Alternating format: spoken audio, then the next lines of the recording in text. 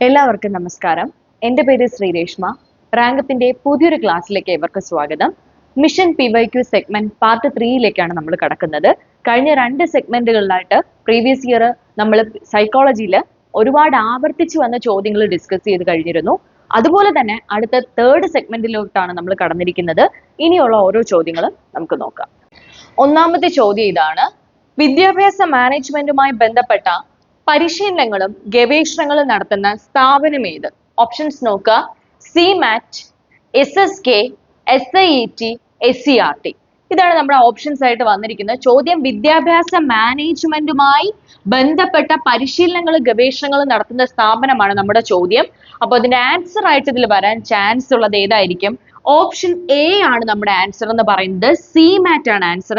2005 July മാസം 21-ാം തീയതിയാണ് നമ്മുടെ CMAT എന്ന് പറഞ്ഞ സമ്പ്രദായം വന്നിരിക്കുന്നത്.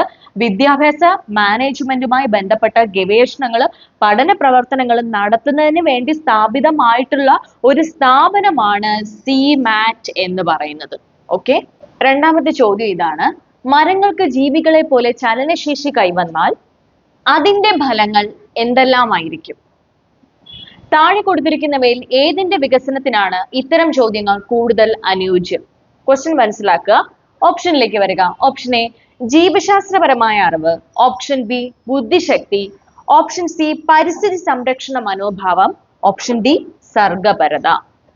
മരങ്ങൾ ജീവികളെ പോലെ ചലനശേഷി കൈവന്നാൽ, അതായത് നമ്മൾ ഒരു ആശയത്തെ പറ്റി അവിടെ ചിന്തിക്കുകയാണ് ചെയ്യുന്നത്. പുതുമയുള്ള അല്ലെങ്കിൽ പുത്തനായ ഒരു ആശയം നമ്മുടെ മനസ്സിൽ ഉണ്ടാക്കിയെടുക്കുകയാണ് ചെയ്യുന്നത്. അപ്പൊ ഉണ്ടാക്കിയെടുക്കുന്ന ആശയമാണെങ്കിൽ അതിന്റെ ആൻസർ ആയിട്ട് വരുന്നത് സർഗപരതയായിരിക്കും. അതായത് ഒരു കാര്യത്തിൽ ഒരു പുതുമ കണ്ടെത്തുന്നതോ അല്ലെങ്കിൽ ഒരു വസ്തുതയെ പറ്റിയോ ഒരു ആശയത്തെ പറ്റിയോ നമ്മൾ പുതുമയോടുകൂടിയോ ഉണർവോടുകൂടിയോ പുത്തൻ ആശയത്തോടു കൂടിയോ നമ്മൾ ചിന്തിച്ചെടുക്കുന്ന ഒരു മനോഭാവത്തെ വിളിക്കുന്ന പേരാണ് സർഗപരത എന്ന് പറയും. സോ നമ്മുടെ ആൻസർ എന്ന് പറയുന്നത് ഓപ്ഷൻ ഡി സർഗപരത. താഴെ കൊടുത്തിരിക്കുന്നവയിൽ കേരള സ്കൂൾ പാഠ്യപദ്ധതി സമീപനം ഏതാണ്? ഓപ്ഷൻസ് നോക്കുക: അധ്യാപക കേന്ദ്രീകൃതം, ഉൽപ്പന്ന അധിഷ്ഠിതം, പ്രക്രിയ അധിഷ്ഠിതം, ആവശ്യ അധിഷ്ഠിതം. അപ്പൊ ഇതില് ചോദ്യം കേരള സ്കൂൾ പാഠ്യപദ്ധതി സമീപനവുമായി ബന്ധപ്പെട്ട് വരുന്ന ഒരു മേഖല ഏതെന്നാണ് ചോദിച്ചിരിക്കുന്നത്. അതായത് കേരള പാഠ്യപദ്ധതി സമീപനവുമായിട്ട് ബന്ധപ്പെട്ട് വരുമ്പോൾ അത് മൂല്യാധിഷ്ഠിതവും ഭൗതികവും പ്രക്രിയാപരവുമായിട്ടുള്ള പഠിതാവിന്റെ നേട്ടങ്ങൾക്ക് ഊന്നലാണ് നൽകുന്നത്. സോ കേരള സ്കൂൾ പാഠ്യപദ്ധതിയിൽ വരാൻ ചാൻസ് ഉള്ള ഈ കൊടുത്തിരിക്കുന്ന സംഭവത്തിൽ ഏതായിരിക്കും?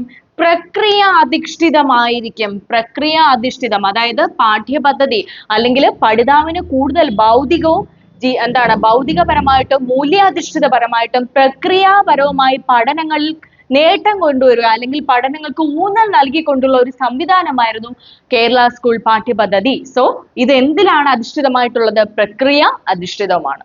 ഒരാശയത്തിന്റെ വിവിധ തലങ്ങൾ അതിന്റെ കാഠിന്യമനുസരിച്ച് വ്യത്യസ്ത ക്ലാസ്സുകളിലായി പഠിപ്പിക്കുന്നതിനായി ക്രമീകരിക്കുന്ന രീതി ഏത് പേരിലാണ് അറിയപ്പെടുന്നത്? ഉദ്ഗ്രഥന രീതി, വിഷയാധിഷ്ഠിത രീതി, ചാക്രിക രീതി, രേഖീയ രീതി. നോക്ക്, ഒരാശയത്തിന്റെ വിവിധ തലങ്ങൾ അതിന്റെ കാഠിന്യം അനുസരിച്ച് നമ്മൾ വ്യത്യസ്ത ക്ലാസ്സുകളിലായിട്ട് പഠിപ്പിക്കുന്ന രീതിയാണ് നമ്മുടെ ചോദ്യം. സോ അതിന്റെ ആൻസർ ആയിട്ട് വരുന്നത് ഓപ്ഷൻ സി ആണ്. ചാക്രിക രീതിയാണ് നമ്മുടെ ആൻസർ എന്ന് പറയുന്നത്. അഞ്ചാമത്തെ ചോദ്യത്തിലേക്ക് കടക്കാം. ഗുണവിശേഷതകളുടെ അടിസ്ഥാനത്തിൽ മാനസികമായി വർഗീകരിക്കുന്ന വിവരങ്ങളെ എങ്ങനെ വിശേഷിപ്പിക്കാം? ഓപ്ഷൻസ് നോക്കുക: ജ്ഞാനം, ആശയം, അൽഗോരിതം, ബുദ്ധി. അപ്പൊ ഇവിടെ പറഞ്ഞിരിക്കുന്ന ഗുണവിശേഷതകളുടെ അടിസ്ഥാനത്തിൽ മാനസികമായിട്ട് നമ്മൾ എന്ത് ചെയ്യുന്നു? വർഗീകരിക്കുന്ന വിവരങ്ങളാണ്. മെന്റലി നമ്മൾ ക്രോഡീകരിച്ചെടുക്കുന്ന വിവരങ്ങളെ വിളിക്കുന്ന പേരാണ് ചോദ്യമായിട്ട് വന്നിരിക്കുന്നത്. ഇവിടെ നമ്മുടെ ആൻസർ എന്ന് പറയുന്നത് ഓപ്ഷൻ ബി ആശയമാണ് നമ്മുടെ റൈറ്റ് ആൻസർ എന്ന് പറയുന്നത്. ആറാമത്തെ ചോദ്യം ഇതാണ്: ഡിസ്ലെക്സിയ ഉള്ള കുട്ടിക്ക് എന്തിനാണ് ബുദ്ധിമുട്ട് അനുഭവപ്പെടുന്നത്? അപ്പൊ ഈ ചോദ്യം അറിയണമെന്നുണ്ടെങ്കിൽ ഇതിന്റെ ആൻസറിലേക്ക് പോകണമെങ്കിൽ വിവിധ തരം പഠന വൈകല്യങ്ങൾ അറിയാവുന്ന ഒരാൾക്ക് ഡയറക്റ്റ്ലി നമ്മുടെ ആൻസറിലേക്ക് എത്തിച്ചേരാൻ പറ്റും. അപ്പൊ നിങ്ങളുടെ മനസ്സിൽ ആദ്യം വരേണ്ടത് different type of learning disabilities നിങ്ങൾ ആദ്യം മൈൻഡിൽ കൊണ്ടുവരിക. അപ്പൊ ഇവിടുത്തെ ചോദ്യം ഡിസ്ലെക്സിയ ആണ്. ഡിസ്ലെക്സിയ എന്താണെന്ന് ഓർത്ത ശേഷം നമുക്ക് ഓപ്ഷനിലേക്ക് പോകാം. ഓപ്ഷൻ എ സാമൂഹിക സാഹചര്യങ്ങൾ, ഓപ്ഷൻ ബി ശരിയായി ഇടപെടുന്നത്, ഓപ്ഷൻ സി ശരീരഭാഗങ്ങളുടെ ശരിയായ ചലനങ്ങൾക്ക്, ഓപ്ഷൻ ഡി കേൾവിക്കും സംസാരത്തിനും ഭാഷ ശരിയായി ഉപയോഗിക്കുന്നതിനും. അപ്പൊ നമ്മുടെ ആൻസർ ഇതിൽ ഏതായിരിക്കും വരുന്നത്? ഡിസ്ലെക്സിയ ആണ് ചോദിച്ചിരിക്കുന്നത്. സോ നമ്മുടെ ആൻസർ എന്ന് പറയുന്നത് ഓപ്ഷൻ ഡി ആണ് നമ്മുടെ ആൻസർ ആയിട്ട് വരുന്നത്. എന്തുകൊണ്ടാണ്? നമ്മുടെ മാനസിക പ്രവർത്തനത്തിൽ ഉണ്ടാകുന്ന, മസ്തിഷ്കത്തിന്റെ പ്രവർത്തനത്തിൽ ഉണ്ടാകുന്ന തകരാറ് മൂലം സംഭവ്യമാകുന്ന ഒരവസ്ഥയാണ് ഡിസ്ലെക്സിയ എന്ന് പറയുന്നത്. ദാറ്റ് മീൻസ് നമുക്ക് വായിക്കുന്നതിൽ ഉണ്ടാകുന്ന ബുദ്ധിമുട്ടിനെയാണ് നമ്മൾ ഡിസ്ലെക്സിയ എന്ന പേരിലേക്ക് അറിയപ്പെടുന്നത്. അടുത്ത ചോദ്യം ഇതാണ്: വിദ്യാലയം തന്നെ ഒരു പഠനോപകരണം എന്ന ആശയവുമായി യോജിക്കുന്നത് ഏത്? ഓപ്ഷൻസ് നോക്കുക: ടാലന്റ് ലാബ്, ഹൈടെക് വിദ്യാലയം, ബാല, TLM. ഇതില് വിദ്യാലയം തന്നെ ഒരു പഠന ഉപകരണം എന്ന ആശയവുമായിട്ട് സമാനമായിട്ട് വരുന്നത് നമ്മുടെ ഓപ്ഷൻ സി ആയിട്ടുള്ള ബാലയാണ്. എടാ, ഇതിന്റെ ഫുൾ ഫോം എന്ന് പറയുന്നത് building as a learning aid എന്നതാണ് ഇതുകൊണ്ട് ഉദ്ദേശിക്കുന്നത്. BaLA, building as a learning aid എന്നതാണ് ബാല എന്നതിന്റെ പൂർണ്ണ രൂപം എന്ന് പറയുന്നത്. അതായത് 8 മുതൽ 12 വരെ ക്ലാസ്സുകളിലെ കുട്ടികൾക്ക് ഏകദേശം വരുന്ന 45,000 ക്ലാസ് മുറികളെ ഉന്നത നിലവാരത്തിലേക്കും ഏറ്റവും കൂടുതൽ മെച്ചപ്പെട്ട ഒരു അവസ്ഥയിലേക്ക് എത്തിക്കുന്നതിന് വേണ്ടി കൊണ്ടുവന്ന ഒരു പരിപാടിയുടെ പേരാണ് എന്തെന്ന് പറഞ്ഞത്? ബിൽഡിംഗ് ആസ് ലേണിംഗ് എയ്ഡ് എന്ന് പറയുന്ന ബാല എന്നതുകൊണ്ട് ഉദ്ദേശിക്കുന്നത്. 8ാമത്തെ ചോദ്യം ഇതാണ്: ലൈംഗിക ചൂഷണം കൂടി വരുന്ന ഈ കാലഘട്ടത്തിൽ കൗമാരക്കാർക്ക് വളരെ അത്യാവശ്യമായി നൽകേണ്ട കൗൺസിലിംഗ് ആണ് ഡാഷ്. ഈ കൊടുത്തിരിക്കുന്നതിൽ കൗമാരക്കാർക്ക് കൊടുക്കേണ്ട കൗൺസിലിംഗ് ആണ് ചോദ്യം. ഏത് സാഹചര്യമാണ്? സാഹചര്യം കൂടെ നോക്കുക. ലൈംഗികമായിട്ടുള്ള ചൂഷണം കൂടി വരുന്ന സാഹചര്യത്തിൽ കൗമാരക്കാർക്ക് കൊടുക്കാൻ പറ്റിയ വിധത്തിലുള്ള കൗൺസിലിംഗ് ഇതിൽ ഏതാണ്? സുഗര കൗൺസിലിംഗ്, പ്രതിരോധ കൗൺസിലിംഗ്, പ്രതിസന്ധി നിവാരണ കൗൺസിലിംഗ്, വികസന കൗൺസിലിംഗ്. അപ്പൊ ഇതിൽ ഏതായിരിക്കും വരുന്നത്? ഈ ലൈംഗികമായിട്ടുള്ള ചൂഷണം ഇവയെ പറ്റിയൊക്കെ ഉള്ള ഒരു അവയർനെസ് കൊടുക്കാൻ ആവശ്യമായിട്ടുള്ള ഒരു കൗൺസിലിങ്ങിനെ വിളിക്കുന്ന പേരാണ് പ്രതിരോധ കൗൺസിലിംഗ് എന്ന് പറയും. അതായത് ഇപ്പൊ കൗൺസിലിങ്ങിന്റെ ആവശ്യവുമായിട്ട് നിൽക്കുന്ന വ്യക്തിയും എന്നാൽ ഈ ആവശ്യമായിട്ട് വന്നു നിൽക്കുന്ന വ്യക്തിക്ക് വേണ്ടത്ര പഠന പരിശീലനം നേടിയ ഒരു വ്യക്തി എന്ത് ചെയ്യുന്നു? ഉപദേശങ്ങൾ കൊടുക്കുകയും മാനസികമായിട്ട് അയാൾക്ക് എന്ത് ചെയ്യുന്നു? മാനസികമായിട്ട് അയാളുടെ അവസ്ഥയിൽ നിന്ന് മാറ്റിയെടുക്കാൻ വേണ്ട സഹായങ്ങളും ചെയ്യുന്ന ഈ 2 വ്യക്തികൾ തമ്മിലുള്ള ഔപചാരികമായിട്ടുള്ള ബന്ധത്തെ വിളിക്കുന്ന പേരാണ് പ്രതിരോധ കൗൺസിലിംഗ് എന്ന് പറയുന്നത്. അടുത്ത ചോദ്യം ഇതാണ്: പഠിതാക്കൾക്ക് അഹംബോധവും അവർ മുമ്പ് പരിചയപ്പെട്ട ആത്മാദരം, ആത്മാഭിമാനം തുടങ്ങിയ ആശയങ്ങളുമായി താരതമ്യം ചെയ്യുന്നതിന് അവസരം നൽകണം എന്നത് ആരുടെ തത്വമാണ്? അപ്പൊ ഈ കൊടുത്തിരിക്കുന്ന സംഭവം ആരുടെ തത്വമാണെന്നാണ് നമ്മൾ കണ്ടുപിടിക്കേണ്ടത്. ആരൊക്കെയാണ് ഇവിടെ തന്നിട്ടുള്ളത്? കാൾ റോജേഴ്സ് ഉണ്ട്, വാട്സൺ ഉണ്ട്, സിഗ്മണ്ട് ഫ്രോയിഡ് ഉണ്ട്, തോണ്ടേക്ക് ഉണ്ട്. അപ്പം അവബോധ ആശയങ്ങൾക്ക് ഏറ്റവും കൂടുതൽ ഊന്നൽ നൽകിയത് ഈ കൂട്ടത്തിൽ കൊടുത്തിരിക്കുന്ന വ്യക്തികളിൽ ആരാണെന്ന് ചോദിച്ചാൽ ഓപ്ഷൻ എ കാൾ റോജേഴ്സ് ആണ് അതിനുള്ള ശരിയായ ഉത്തരം എന്ന് പറയുന്നത്. എടാ, 10ാമത്തെ ചോദ്യം ഇതാണ്: പ്രതിക്രിയ അധ്യാപനം ആരുടെ ആശയമാണ്?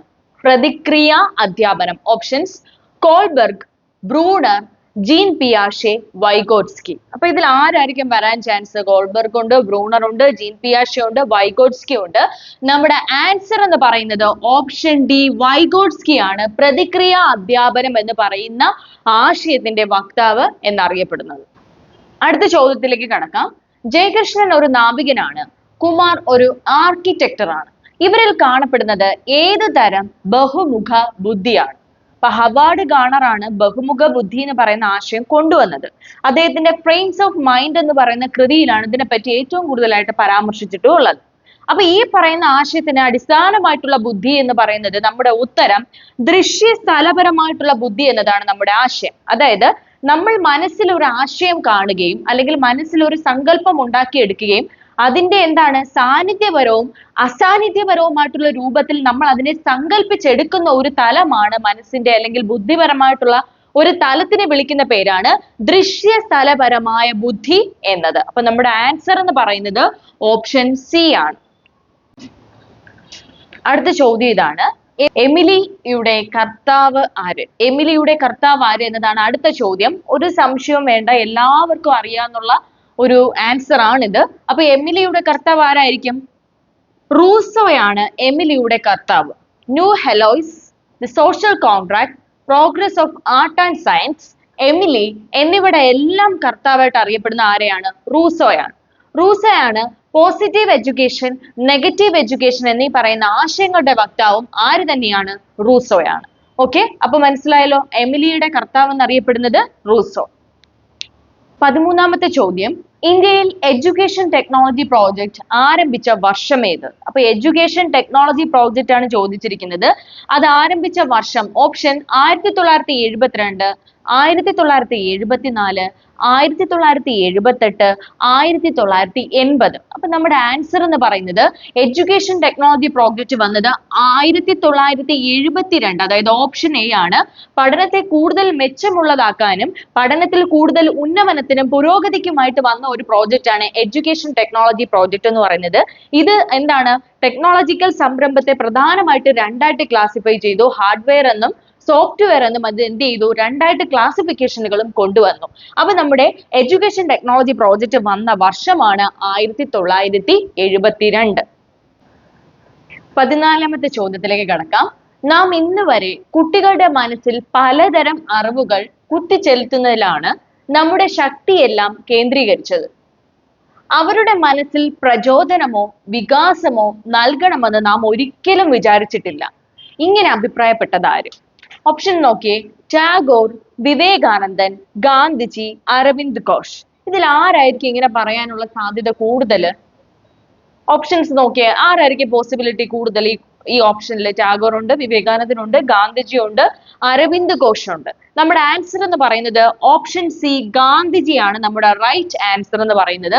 ഈ ഒരു സ്റ്റേറ്റ്മെന്റ് പറഞ്ഞിരിക്കുന്നത് ഗാന്ധിജിയാണ്. അടുത്ത ചോദ്യം, ലാസ്റ്റ് ക്വസ്റ്റ്യൻ ഇതാണ്. ദേശീയ അധ്യാപക ദിനം എന്ന് ഒക്ടോബർ 5, സെപ്റ്റംബർ 5, ഡിസംബർ 17, ജൂലൈ 5. ഏതായിരിക്കും ആൻസർ? ദേശീയ അധ്യാപക ദിനമാണ് ചോദിച്ചിരിക്കുന്നത്. അപ്പൊ നമ്മുടെ ആൻസർ ഓപ്ഷൻ ബി ആണ്, സെപ്റ്റംബർ 5 ആണ്. ഡോക്ടർ രാധാകൃഷ്ണന്റെ ജന്മദിനമാണ് സെപ്റ്റംബർ 5. ഈ ദിവസത്തെയാണ് ദേശീയ അധ്യാപക ദിനമായിട്ട് ആചരിക്കുന്നത്. എന്നാൽ ലോക അധ്യാപക ദിനം എന്ന് പറയുന്നത് ഒക്ടോബർ 5 ആണ്, ലോക അധ്യാപക ദിനം എന്ന് പറയുന്നത്. സോ നമ്മുടെ ആൻസർ എന്ന് പറയുന്നത് ഓപ്ഷൻ ബി ആണ്, ദേശീയ അധ്യാപക ദിനം സെപ്റ്റംബർ 5. മിഷൻ PYQന്റെ തേർഡ് പാർട്ട് കംപ്ലീറ്റ് ചെയ്തിരിക്കുകയാണ്. അപ്പൊ ഇനിയുള്ള ഓരോ ദിവസങ്ങളിലും മാക്സിമം ക്വസ്റ്റ്യൻ പേപ്പറുകൾ വർക്ക്ഔട്ട് ചെയ്യുന്ന വിധത്തിലുള്ള ക്ലാസ്സുകളായിരിക്കും നിങ്ങൾക്ക് ലഭിക്കുന്നത്. എനിവേ ക്ലാസ്സുകൾ നിങ്ങൾക്ക് ഉപകാരപ്പെട്ടതായിട്ട് തോന്നുകയാണെങ്കിൽ മാക്സിമം ഷെയർ ചെയ്യുക. അതോടൊപ്പം തന്നെ സബ്സ്ക്രൈബ് ചെയ്യാനായിട്ട് മറക്കരുത്. തൊട്ടടുത്ത് കാണുന്ന ബെൽ ബട്ടണും കൂടെ എനേബിൾ ചെയ്യുക. എല്ലാവർക്കും ശുഭദിനം. Thank you.